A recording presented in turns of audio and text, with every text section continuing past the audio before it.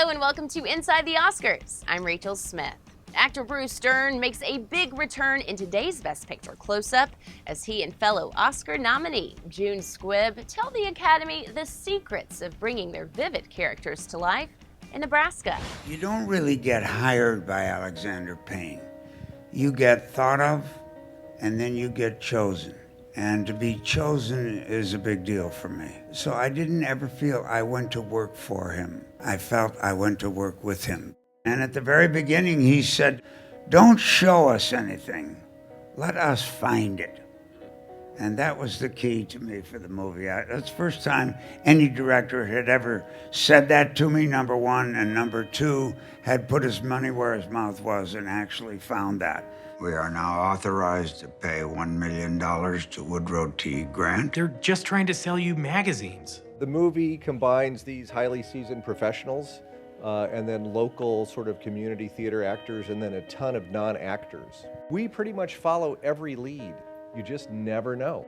You can't just drop everything and drive to Lincoln, Nebraska. Oh, what else you got going on?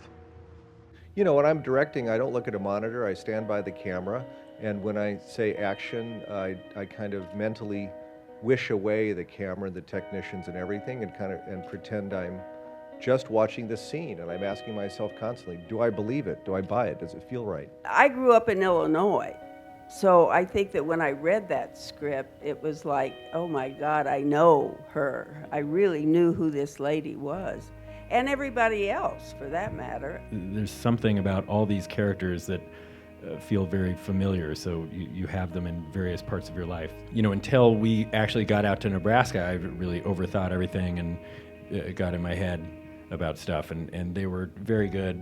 All three of these wonderful people just were so good to me and made me feel like I was part of the group, and it just became this amazing experience. There's something about breaking through emotionally and doing something selfless and generous that you might have been thwarted all your life until a certain moment happens. And, you know, Alexander did a lot of careful shaping of the script. You know, what Albert and I responded to is this sense that, you know, finally after things kind of decline in a family, there's a chance for renewal. Thomas Wolfe said, you know, you can't go home again.